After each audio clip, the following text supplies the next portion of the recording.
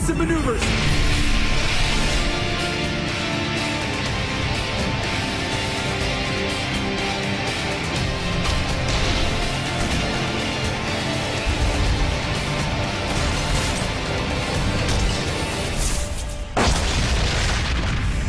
Shepard, but you're dead.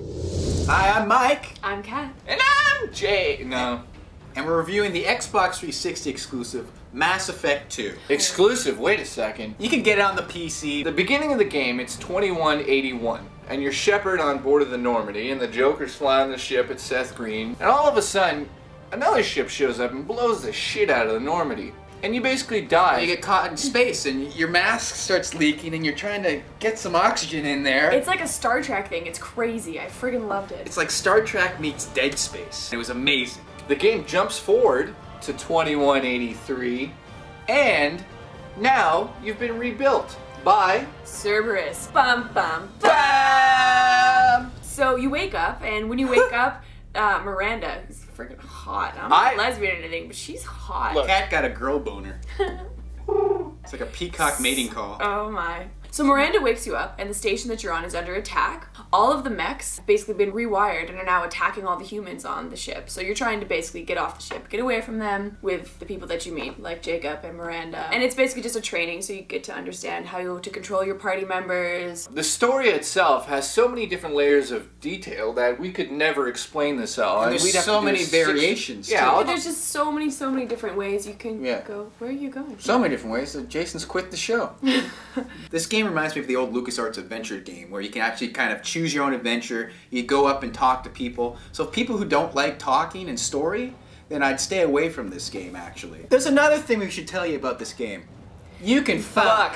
So what he means is you can flirt with all of the characters. Of course, Kat's a female in the game and Jacob wants to get on her ghetto booty. He's all about me. Roger that, Wilson. None of us played Mass Effect 1, so you can shit on us now, shit on us later, but shit on us because we're like, please do it on my chest. First of all, customizing your character is so cool. So you can be male or female, and everything in the cinematics is adjusted. The animation of even the skin and eyes is amazing. Now, not only can you just customize how they look, like even their outfit you can customize. Mine's black cherry. Mine too. Hey, mine too. You can pick to be a war hero, or you can pick to be ruthless, or you can pick another thing.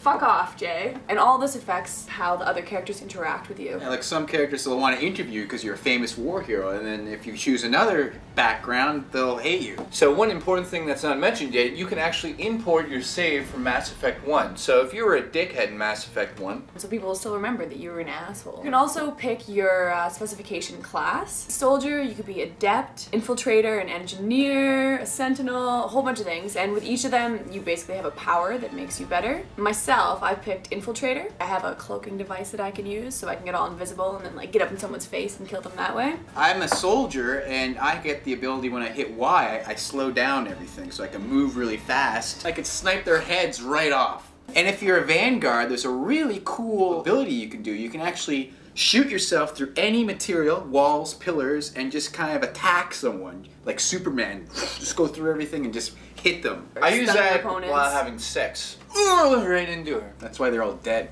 During the cinematics, there's an interrupting system. Paragon is the left and Renegade is the right. The right is like your bad side and the left is your good side. Combat's really cool in this game. It's a third-person perspective. It's a duck and cover. You can use the abilities and powers of your teammates on your squad. Jacob the Vanguard has the ability to actually lift up enemies and bring them towards him. If you hold down your left bumper, it shows all the weapons that you have in your wheel.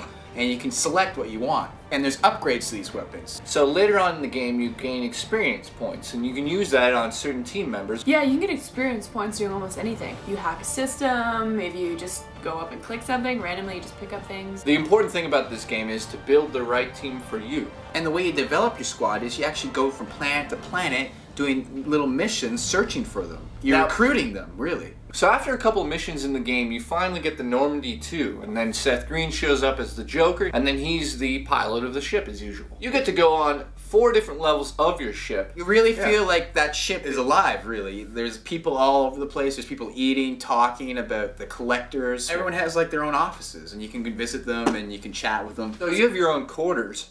on the top floor of the ship. While you're playing the game, you can buy certain items from shops around the galaxy. So you can buy these little models, you can buy fish to go in your fish tank. Space hamsters. You can go down to the engineering deck and talk to everyone taking care of the ship. And what I thought was cool is they did a little homage to like the classic original Star Trek series. The male character is Scottish, girl is Russian. Throughout the Normandy, there's an AI character. She explains what each room is. The reason why she's there, she kind of breaks into the other ship's telecommunications and sees if she can hack into the computers. Maybe even plant a virus. And also they point out at the beginning that she has no control over the Normandy. She can just do things to other ships. The pilot, played by Seth Green, is worried about the AI character. Like, what happens if she takes control of the ship? And she explains that can never happen, blah, blah, I'm not Hal. So also on the Normandy, there's a galaxy map, and that's how you decide where you're going to be going next. This game is huge. It's on 2 discs, and there's so many places to search. And at the beginning, I was very overwhelmed. It's kind of cool the way they did it, because you can have like your little ship, the Normandy, and you see it in like a galaxy,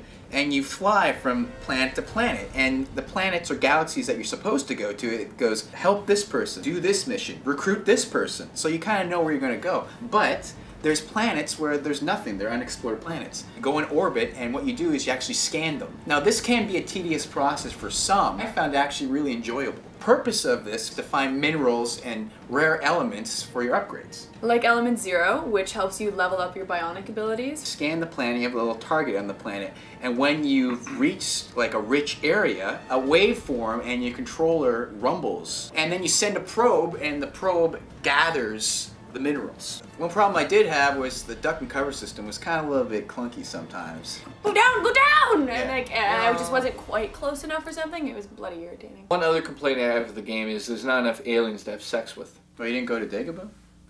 I've never played a game before where I actually give a shit about all the characters in it. The story of this game is so rich and interesting. I'm going to have to play it again and again I know, and again. because I want to know what I missed. I want to Which know by explains- making that decision why it changed everything. Yeah, like I meet this assassin and he kills people right in front of me, and then he turns to me, starts praying and says, I'm going to die soon.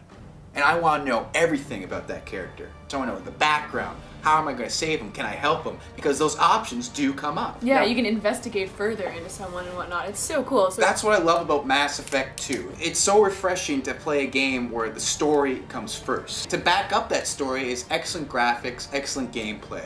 And the voice acting I really like too. And Martin Sheen is the elusive man who does the voice acting for him. Necessary precaution. So I love this game. I would definitely give it a 9.5. I can't wait to go further into the game and play it again. I give this game a 9.5. It's a must-own for Xbox 360 or a PC. You gotta get this game. So I give this game a 9.5. I think it's one of the best all-time RPG shooters on any console. It's amazing. It blew my mind. You can purchase it at 3kb.ca. And if you hit C, Ginger will give you a blowy. There's no C.